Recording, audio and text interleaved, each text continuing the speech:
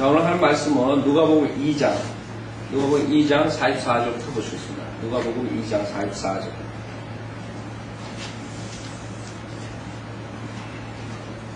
누가복음 2장 44절. 그들은 그가 동행자들 중에 있는 줄로 생각하고 하룻길을 갔다가 친척들과 아는 사람들 중에서 그를 찾았으나 찾지 못하자 다시 예루살렘으로 돌아가서 그를 찾으니라.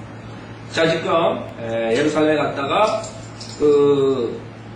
예수님을 잃어버렸어요. 아기를 잊어버렸어요. 12살. 아기가 아니죠. 이제 영매이라. 영매. 네. 그 다음에 자기네들이 거기 가가지고 잊어버린 줄도 모르고 다시 돌아와 버렸어요. 그 다음에 나중에 와서 그것을 아는 거죠. 자, 46절에 보면 3일 후에 성전에서 그를 찾았는데, 첫째, 예수가 그 성전에 있다는 것은 생각조차 못했을 거라고, 그렇죠? 성전에서 뭘 하겠니? 12살짜리가. 그렇게 생각하고 있었기 때문에, 찾는 것이 늦어졌어요. 3일 후에 성전에서 그를 찾았는데, 거기서 뭘 하고 있었니? 그가 박사들 가운데 앉아 그들에게서 듣기도 하고 묻기도 하시더라. 벌써 그 12살에 하나님 말씀이 예수님께서 하신 거죠. 그렇기 때문에 예수님께서 3장부터 이제 사역을 하실 때 하던 모든 것들 12살 때 먼저 그 박사들하고 토론한 거예요. 박사들이 물어봤을 때 어떻게 대답했겠어요? 박사들한테 물어봤겠지, 여러 가지를. 구약에 있는 것들을 물어봤을 때 이 사람들이 제대로 답변도 못했을 거라고. 우리가 누가복음 그 다음에 사복음서를 보면 예수님께서 어떻게 바리새인 서기관 종교 지도자들에게 하는 것을 우리가 알 수 있죠. 자, 주님께서 지금 누가복음 2장에서 그 박사들과 토론한 것이 언제 마지막 토론이 끝나느냐 이게. 이제 공생에 3년 반 동안 하시면서 많은 질문들을 하죠. 다시 그 자들에게 하나님의 말씀에 대해서 물어보고 답변을 하고 여러 가지 그런 비방받는 것들을 하나님의 말씀에 의거해서 다 답변한다. 마지막 때 여러분들이 20장에 보면 20장 마지막 퀘션이 뭐냐 하면 그걸로 인해서 모든 인간들의 그 질문은 끝나버리는 거죠. 누가복음 20장 보면 누가복음 20장 39절 보세요. 주님께서 3년 반 동안 가르쳐 주는데 안 받아들입니다. 그렇죠? 그때 주님이 뭐라고 질문하시죠? 이게 마지막 질문이에요. 그자들하고 이제 끝을 내는 거예요. 나중에 이제 하나님의 백보자 심판에 갔을 때 수많은 사람들이 이제 질문하고 답변하고 그럴 거예요. 자, 39절에 보면 그때 서기관 중 몇 사람이 대답하여 말씀드리기를 선생님 말씀을 잘 하셨나이다 라고 하고 그 외에는 아무것도 감히 더 묻지 못하더라. 자, 여기에서 묻지 못하고 있을 때 주님이 마지막으로 하나 던지세요. 퀘션을. 41절은 그때 주께서 그들에게 말씀하시기를 어찌하여 사람들이 그리스도는 다윗의 아들이라고 말하느냐. 지금 이 바리새인들은 아브라함, 다윗을 아주 프라이드하게 생각하죠. 그 다음에 모세. 자, 여기서 그리스도는 다윗의 아들이랄 건 말이에요. 그거에 대해서 주님께서 물어보는 거예요. 다윗과 예수 그리스도와의 관계를 물어보는 거죠. 42절에 보면 다윗 자신도 시편에서 말하기를 주께서 내 주께 말씀하시기를 내가 내 원수들을 내 발판으로 삼을 때까지 너는 나의 오른편에 앉아있으라 하셨나이다 라고 하였느니라. 그러므로 다윗이 그를 주라고 부르는데 어떻게 그가 다윗의 아들이 되겠느냐라고 하시니라. 완전히 뒤죽거리는 거죠. 예수 그리스도가 자신이 누구라는 것을 말씀하시는 거예요. 그 다음부터는 퀘션이고 질문이고 없는 거예요. 즉 하나님이라는 사실을 얘기하는 거죠. 그 다음에 이제 주님께서 그 바리새인들의 그 위선을 책망하시는데 마태복음 22장도 보세요. 거기도 마찬가지입니다. 마태복음 22장 마지막 주님께서 질문하고 다 끝내버려요. 더 이상 가는 가능성이 없는 거예요. 왜? 하나님께서 육신으로 오셔서 본인이 하늘로부터 온 것을 증거하고 수많은 기적과 이적을 행했는데도 불구하고 이들은 그것을 받아들이기커녕 오히려 죽이려고 하는 그런 모습이죠. 마태복음 22장 41절서부터 보면 마태복음 22장 41절서부터 보면 바리새인들이 함께 모여 있을 때에 예수께서 그들에게 물어 말씀하시기를 너희는 그리스도에 관하여 어떻게 생각하느냐? 그가 누구의 아들이냐고 하시니 그들이 주께 말씀드리기를 다윗의 아들이니이다. 당연하게 이 사람들은 다윗의 아들이래요. 다윗의 아들. 그때 주께서 그들에게 말씀하시기를 뭐라 그래요? 그러면 어찌하여 다윗이 영안에서 그를 주라 부르며 말하기를 주께서 내 주께 말씀하시기를 내가 내 원수들을 내 발판으로 삼을 때까지 너는 나의 오른편에 앉아있으라 하였겠느냐?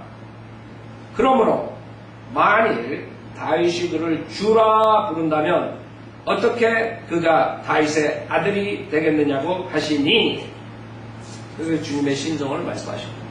주님의 신성을 말할 때 이들은 더 이상 말할 수가 없습니다. 그렇죠?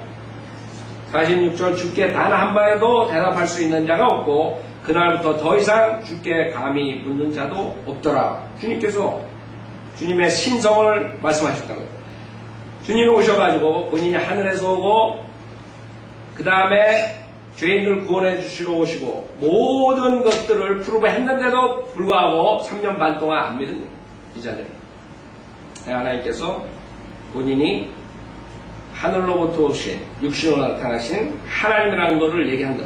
이 제자들도 여러분들이 보면은 성경을 보면은 맨 처음 메시아, 그 다음에 하나님의 아들, 그 다음에 나중에 가서야 구원하고 난 다음에서 확실하게 하나님이라는 것을 시인한다. 이 제자들이. 그래서 여러분이 복음서를 볼 때 그런 전환기적인 것을 볼 줄 알아야 돼요. 예수님께서 와가지고 제자들에게 그 믿음을 주기 위해서 계속적으로 보여주신다. 기적과 이적과 그 다음에 하나의 말씀으로 가르치시고 그런다.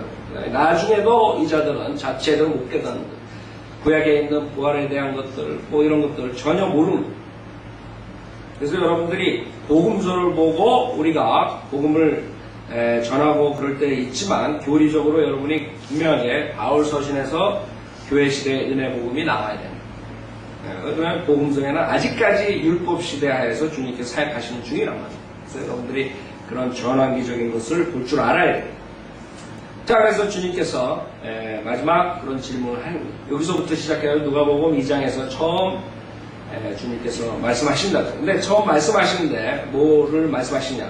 누가복음 2장에 다시 돌아오면 자, 거기서 3일 후에 성전에서 그를 찾았는데 그가 박사들 가운데 앉아 그들에게서 듣기도 하고 묻기도 하시더라. 그랬어요. 46절에. 그 다음에 47절에 보면 그가 말씀하시는 것을 들은 사람들은 모두 그의 총명과 답변에 놀라더라. 당연하죠. 주님께서 말씀하시는데 자기네들이 어떻게 그 하나님의 말씀을 대변할 수 있겠어요. 아무리 많이 알아도 하나님께서 본인 말씀을 말하는데 자 48절은 그들이 그를 보고 깜짝 놀라며 12살짜리니까 그런 식으로 박사들 갖고 노는 거죠. 생각해보세요. 지금 박사들 지금 세상에서 날고 빛나는 박사들 히브리어, 헬라어, 뭐 무슨 언어, 뭐 7개국, 10개국 뭐 이런 한다는 사람을 다 앉혀놓고 12살짜리가 한다고 한번 상상 한번 해보세요. 놀래요. 자기네들이 답변할 수가 없고 총명과 답변에 놀라더라. 48절에 그들이 그를 보고 깜짝 놀라며 그의 모친이 그에게 말하기를 아들아 어찌하여 우리에게 이렇게 하였느냐 보라 내 아버지와 내가 걱정하며 너를 찾았다라고 하니 지금 이 유대인들은 지금도 마찬가지예요. 수많은 사람들이 예수 그리스도는 음행으로 났다 그런다. 그래서 바리새인들이 예수님한테 뭐라 해요? 우리는 너처럼 음행으로 났지 않다. 이런 식으로 대답하죠. 우리는 아브라함의 자손이다. 우리는 음행으로 난 자손들이 아니에요. 커버를 하는 거죠. 마리아가 내 아버지와. 예수님이 뭐라 그래요? 40절에 주께서 그들에게 말씀하시기를 어찌하여 나를 찾으셨나이까? 내가 나의 아버지의 일을 해야 될 줄을 알지 못하셨나이까? 라고 하더라. 자, 여기서 나의 아버지. 마리아는 내 아버지 요셉을 말한 거죠. 그랬더니 예수님 바로 뭐라 그래요? 나의 아버지 일을 해야 될 줄을 알지 못하니. 여기서 나의 아버지 일을 해야 될 줄 알지 못하셨나이까가 성경에 기록된 첫 번째 예수님의 말씀이에요. 첫 번째 예수님 말씀을 기록합니다. 나의 아버지 일을 해야 될 줄 알지 못하셨나이까. 이게 중요하죠. 왜? 하나님께서 첫 번째 하신 말씀을 이루신다고. 나중에 십자가에서 아버지의 뜻을 완성하시고 가시는 거죠. 이게 첫 번째 말.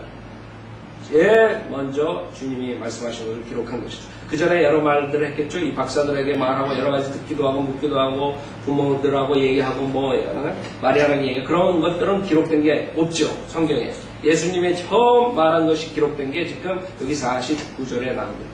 나의 아버지의 일을 해야 될 줄. 그 아버지의 일을 하기 위해서 오신 거고 그것을 완성하시고 가시는 거예요. 자, 여기서 우선 나의 아버지 48절에 내 아버지 요셉인데 요셉 목수라고요. 그럼 만약에 아버지의 일을 한다면 그 목수가 일하는 목공소에서 찾았어야 돼요. 그렇죠? 근데 목공소에서 예수님이 나타난 게 아니에요. 어디에 있어요? 성전에 있다. 그것이 하나님 아버지를 말씀하신 것을 알아야 돼요. 그렇죠? 나의 아버지 일을 해야 될 줄 알지 못하셨나요? 그렇지 않으면 만약에 요셉이 아버지라면 목수 노릇을 하고 있어야 된다. 거기 가가지고 예루살렘에서 나무를 만들고 뭘 하고 뭘 짜고 이러고 있어야 되는데 그러고 있지 않았단 말이에요. 성전에서 그 박사들하고 질문을 받고 그 다음에 답변하고 그러고 있었던 거예요. 그래서 많은 사람들이 지금 세상 사람들은 예수 그리스도의 신성을 안 믿죠? 유대인들도 안 믿는다. 수많은 사람들이 아직까지도 그 메시아로 오신 예수 그리스도 안 믿고 뭐 사생아되는 등 뭐 헛소리를 한다. 그냥 좋은 선생이었다는 등 그런 식으로 얘기를 합니다. 아니죠. 예수님께서는 하나님 아버지의 일을 행하시기 위해서 오셨다고 49절에 말씀하고 계십니다. 자, 그 다음에 50절. 그러나 그들은 주께서 하신 말씀을 깨닫지 못하더라. 그렇죠? 어떻게 알겠어요? 그 아버지, 즉 인류의 죄를 사해 주시기 위해 십자가에서 죽으셨다가 강사되신 지 3일 만에 부활하셔야 된다는 거예요. 그건 어떻게 해야 돼? 무슨 말이에요? 아버지의 일을 해야 된다. 수많은 사람들이 그 당시에 몰랐다. 그렇기 때문에 십자가 전에 있었던 사람들이 우리처럼 예수 그리스도를 믿고 구원받았다라는 것은 말도 안 되는 소리. 그 당시의 사람들은 예수님이 살아있을 때 있던 사람들조차도 그 아버지의 일을 몰랐던 겁니다. 그 제자들도 3년 반 동안 따라다녔는데도 불구하고 무엇이 복음인지 몰랐다는 겁니다. 사도행전 2장에서 사도 베드로가 설교하는 것을 봤을 때 그것은 은혜 복음이 아니라. 그래서 여러분들이 성경을 읽을 때 잘 읽어야 돼요. 자, 51절. 주께서 그들과 함께 내려가 나사렛에 오셔서 그들에게 순종하시더라. 그러나 주의 모친은 이 모든 말을 자기 마음속에 간직하더라. 예수께서는 지혜와 키가 자라고 하나님과 사람의 총회 속에서 자라가시더라. 하나님께서 12살서부터 30세까지는 적지 않으셨어요. 그렇기 때문에 그것을 인간들이 여러 가지 책자를 만들어서 그동안에 인디아에 가가지고 지혜를 얻었다는 동 어디 가서 지혜를 이집트 가서 있었다는 동 그런 책자들이 나옵니다. 그럼 사람이 미치면 무슨 말 다 할 수 있어요. 그렇죠? 정신병자들. 정신병자들이 수많은 책을 써가지고 돈을 벌고 있다. 그래 여러분이 미친 사람들하고는 대화가 안 되는 거예요. 그냥 거기서 끝내야 돼요. 그러나 주님께서는 하나님의 말씀, 성경 66권에 안 쓰신 이유를 우리가 지금 알 수 없지만 그 안 쓰신 것도 하나님의 영감으로 안 쓰신 거예요. 그걸 알아야 돼요. 인간들은 그걸 모른다. 하나님이 쓴 것도 영감으로 주신 거지만 안 쓴 것도 영감으로 안 쓰신 거예요. 왜? 예수님께서 하신 모든 사역들을 우리가 적을 수가 있겠죠. 그러나 여기서 복음서 4권에서 적었단 말이에요. 수많은 것들이 수많은 예수님의 사역에 대한 것과 예수님이 직접 말씀하신 것들이 여기 적혀져 있지 않죠. 그것도 이유가 있는 거죠. 그래서 적혀 놓은 것들 이것들이 영감으로 주어졌다면 적지 않은 것들도 영감으로 주어진다. 지금 많은 문제가 되는 것들이 뭔지 알아요? 성경 66권 외에 다른 것들을 가지고 나온 거예요. 외경들. 그렇죠? 지금 그게 아주 빅딜이라고. 교수들 사이에. 그걸 뭐 사회사본이니 뭐 해가지고 다 뭐 여러 가지들 만들어가지고 그 사람들이 주장하는 것이 어떻게 하면 이 사도 바울의 은혜 복음을 깨트리는가. 결국에는 결과가 그 사람들이 주장하는 목적은 뭐냐면 행위원을 가지고 나오려고 하는 거예요. 그렇기 때문에 그 사람들이 그런 것도 하나님의 말씀 66권과 동등하게 취급하려고 지금 교수들이 그 작업을 하고 있는 거예요. 그 사람을 속이는 거죠. 우리가 아는 것은 그 당시에 사도 바울이 쓴 편지도 여러 가지 있을 거고 예수님께서 말씀하신 것도 여러 가지가 있겠지만 하나님께서 영감으로 거기서 골라가지고 여기다 집어넣으신 거예요. 그렇기 때문에 앉는 것조차도 하나님께서 영감으로 안 넣으신 거예요. 그걸 알아요. 많은 사람들이 하나님께서 미싱하는 그거는 뭐 그냥 만들어내면 되는 줄 알아요. 천만의 말씀. 사도 바울이 서신서를 많이 보냈겠죠? 그러나 거기서 골라가지고 성령님께서 여기다 집어넣었다. 다른 것들이 사도 바울이 친필로 썼다지만 나중에 지금이라도 우리가 발견한대지만 그것을 우리가 여기다 집어넣을 수 없는 거예요. 그러니까 하나님께서 성령님께서 집어넣지 않아요. 지금 수많은 사람들이 발굴한다. 무슨 사본 뭐 이것이 더 좋은 사본이 나오고 그러기 때문에 킹제임 성경은 이건 고리타분하고 오래된 것이고 이것은 정확하지가 못하고 뭐 여러 가지 미친 자들이 말할 수 있는 거예요. 그렇다고 여러분들은 속을 필요 없는 거예요. 그냥 제가 그래. 그런 사람들은 미치면 무슨 짓으로 무슨 말을 자 누가복음 3장 자 여기서 3장서부터 주님의 이제 사역이 시작되는 순간이에요. 3장 1절 티베리오 카이사가 집권한 지 15년째 되던 해에 폰티오 빌라도가 유대 총독이요 갈릴리의 영주는 헤롯이고 그의 아우 빌립은 이투레와 트라코니티 지방의 영주이며 루사니아가 아빌레네의 영주로 있고 안나스와 카야파가 대제사장들로 있을 때에 하나님의 말씀이 광야에 있는 사카랴의 아들 요한에게 임하였더라. 여러분 성경에 보면 대제사장이 원래 한 명만 있죠. 가끔 두 명이 나올 때가 있어요. 그럴 때는 한 제사장이 늙어가지고 교체를 하는 단계라든가 아니면 그 병이 났다든가 뭐 이런 스페셜한 케이스가 있어요. 이 케이스에 그 당시에는 둘이에요. 안나스와 카야파. 하이 프리스트. 대제사장들. 그렇죠? 그 다음에 하나님의 말씀이 광야에 있는 사카랴의 아들 요한에게 임하였더라. 자, 3절 보면 그가 요단강 주변에 있는 온 지방에 가서 죄들을 사함 받은 것으로 인하여 회개의 침례를 전파하니 이는 선지자 이사야의 말씀의 책에 기록된 바와 같으니라.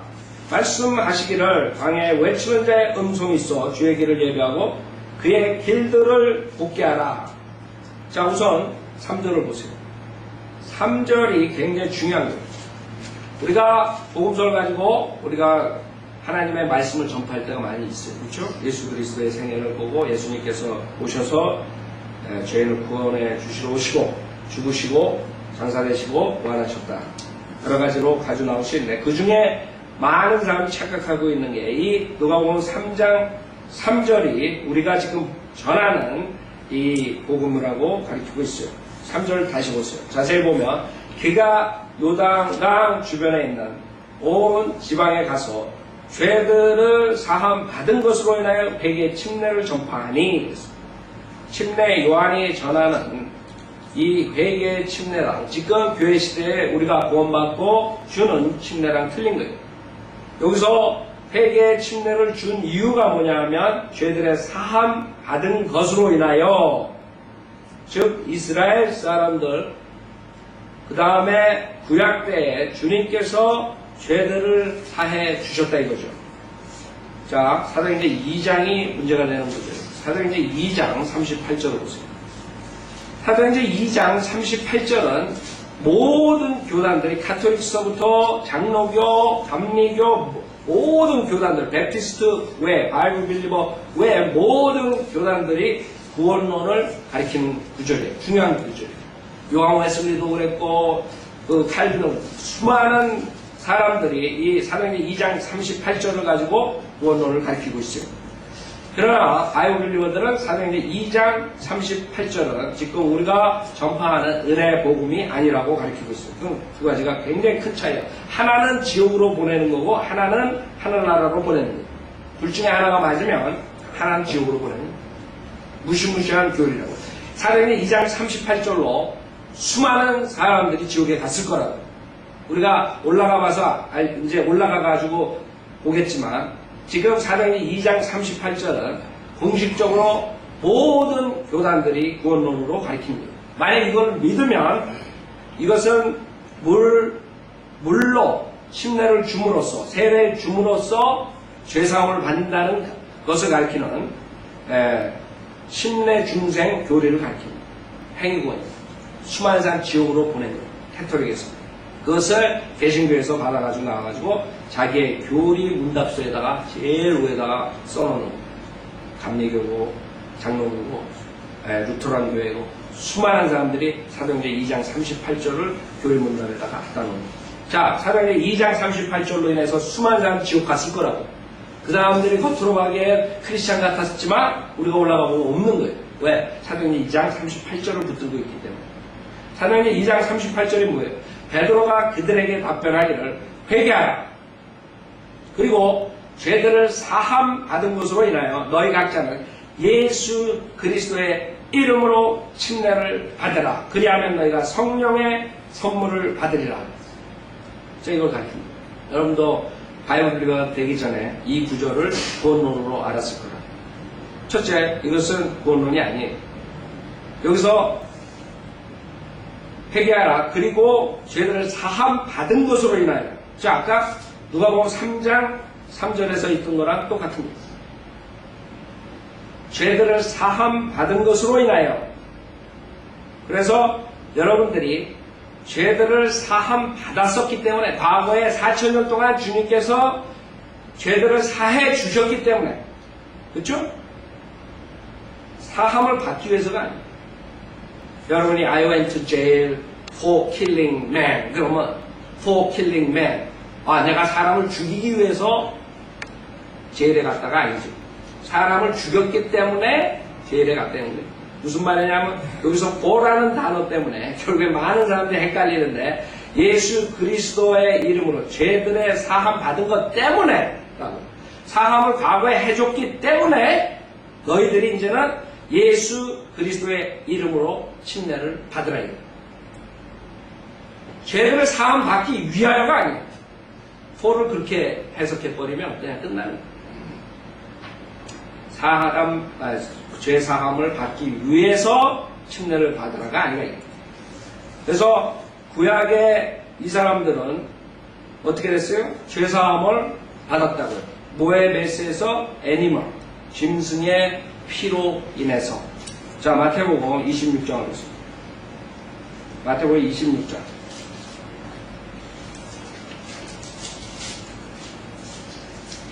마태복음 26장 27절부터 보면 주님께서 죄 만찬을 같이 제자들하고 먹는 장면이에요. 자, 마태복음 26장 27절에 또 잔을 가지고 감사를 드린 후에 그들에게 주시며 말씀하시기를 이것을 모두 마시라. 이는 이것이 죄들을 사하심으로 인하여 많은 사람을 위해 흘리는 나의 새 언약의 피이기 때문이라. 즉 4,000년 동안 주님께서 죄를 사해 주셨습니다. 자, 히브리서 10장을 보세요. 히브리서 10장. 그래서 여러분들이 성경 공부를 안 하면 수많은 목사들이 성경을 가지고 구절들이 있으니까 자기 마음대로 번역하고 자기 마음대로 가리키고 그래가지고 수많은 사람들이 속고 있단 말이에요. 히브리서 10장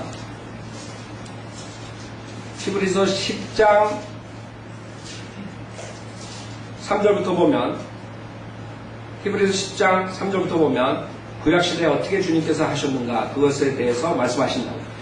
히브리서 10장 3절에 그러나 이 희생 제물들로 인하여 해마다 죄들을 다시 생각나게 하셨나니, 그죠? 자, 왜 짐승이 필요했기 때문에.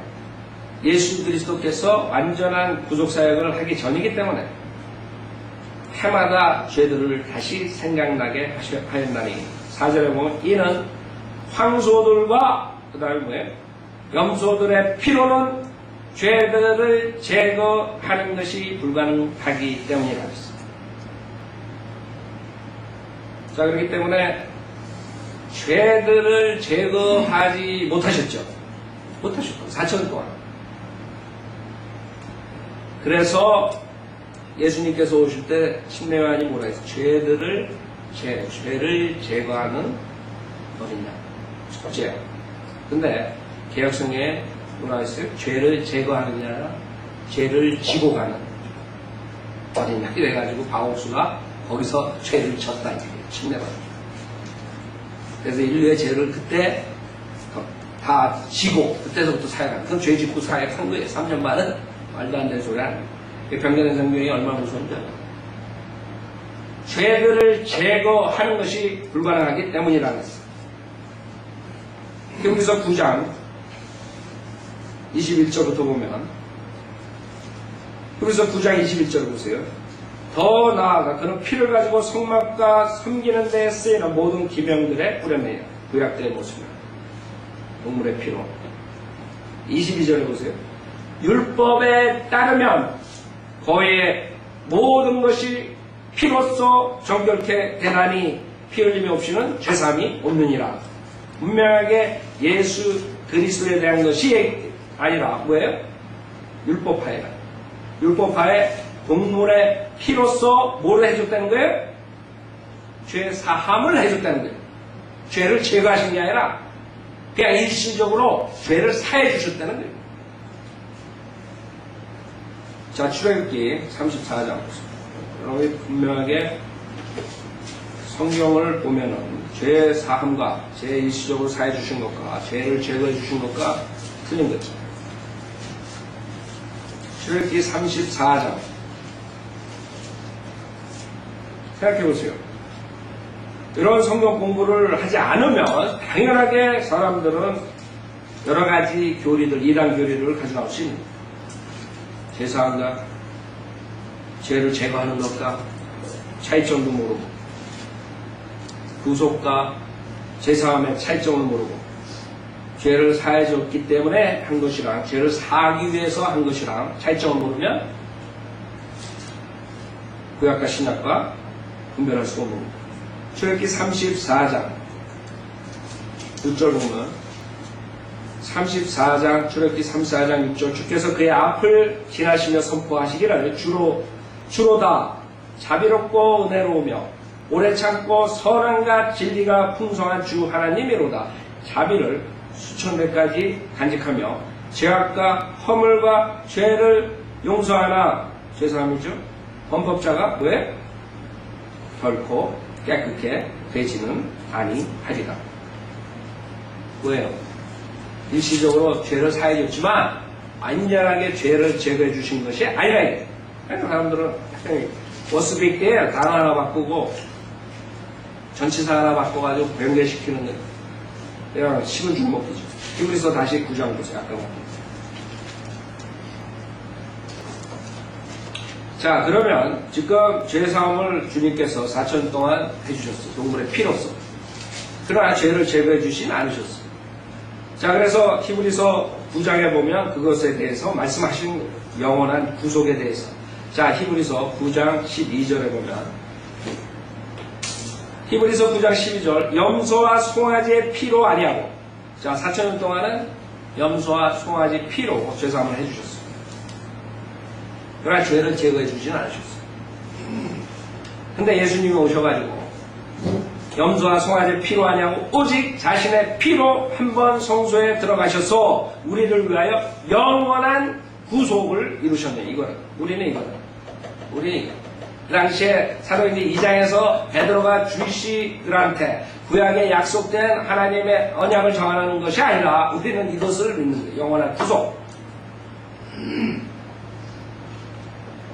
우리를 위하여 영원한 구속을 이루셨느니라.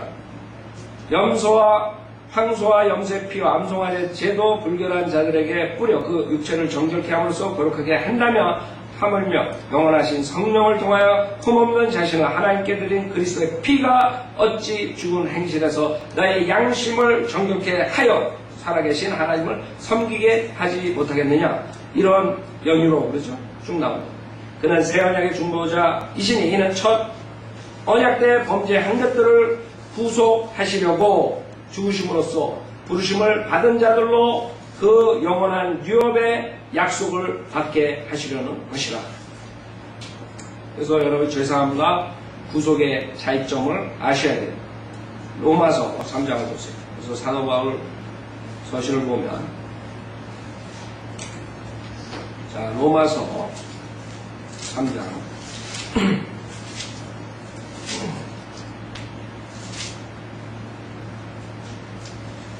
로마서 3장에 그 차이점에 대해서 말씀하시는데 25절부터 3장 25절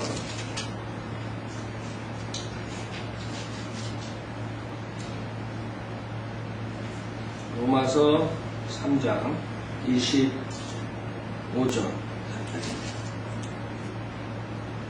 로마서 3장 25절을 보면 하나님께서는 그의 피를 맺는 믿음을 통하여 그를 화목제물로 세우셨으니 이는 하나님의 오래 참으신 가운데서 이게 답이라고 그렇죠? 4,000년 동안 참으셨어요. 구약에 참으셨어요. 그렇죠? 아니 참으셨어요. 일시적으로 인물의 피로 죄를 사해 주신 거예요. 거기 답이 여기 나오는 거예요. 이전에 지은 죄들을 사하심으로 인하여 그렇죠?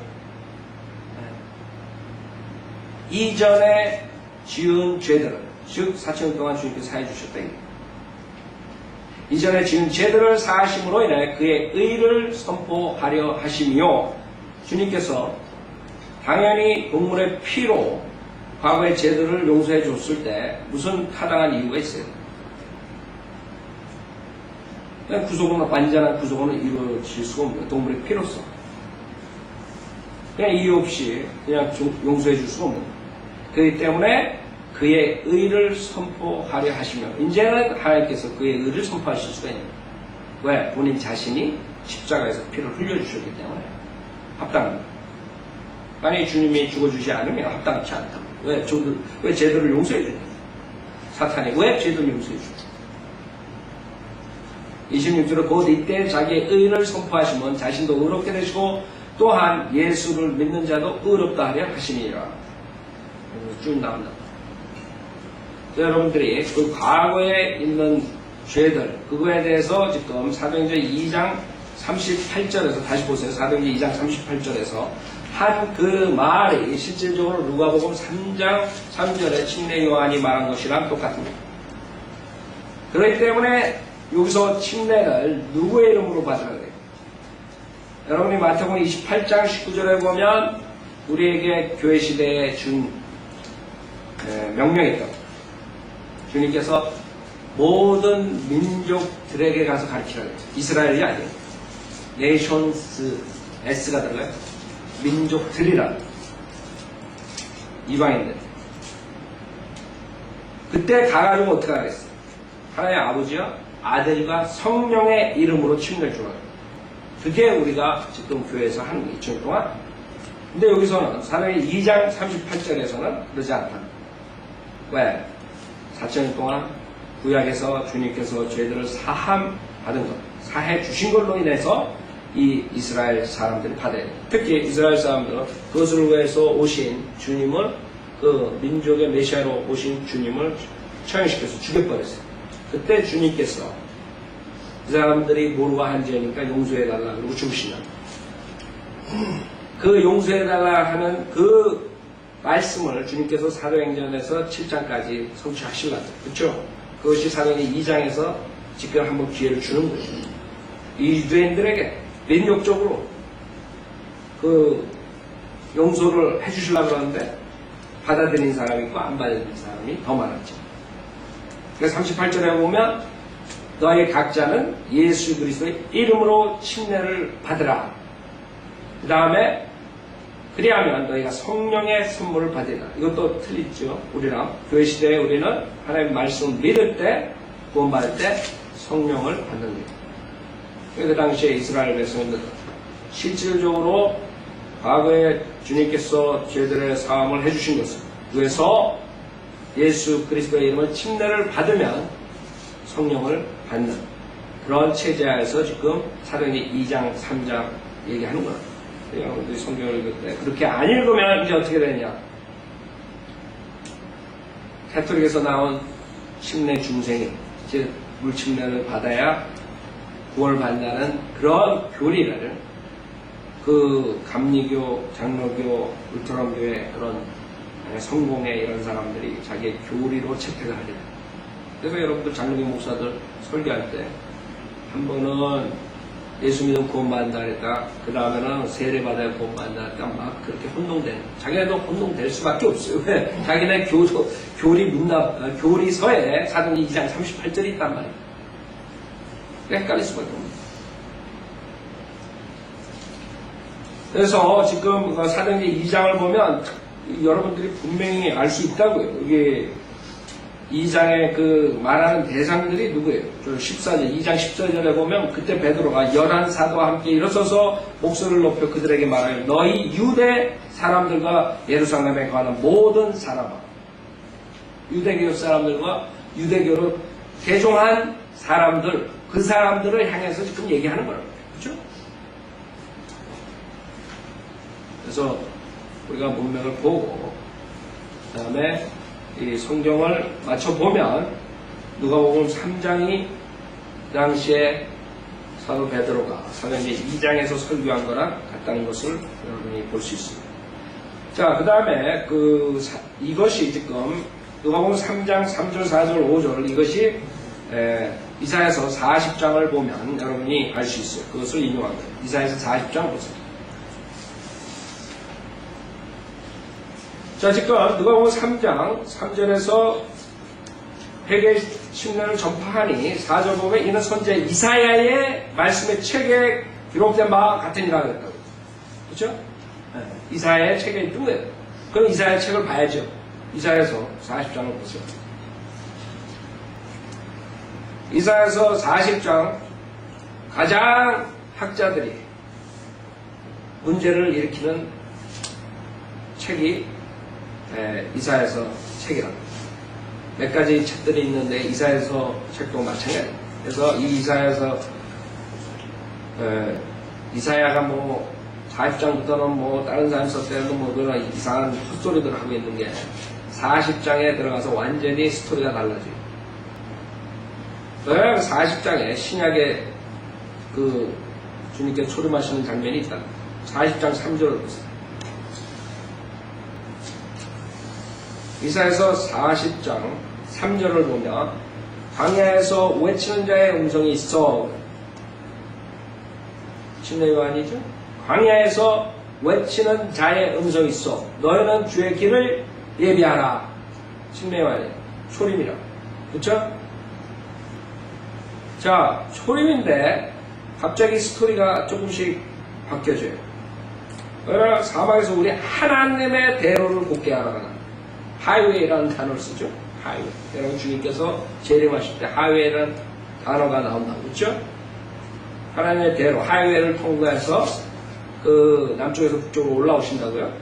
그 다음에 4절에 보면 확실하게 이것은 초림이 아니라는 것을 여러분이 알아야 돼요.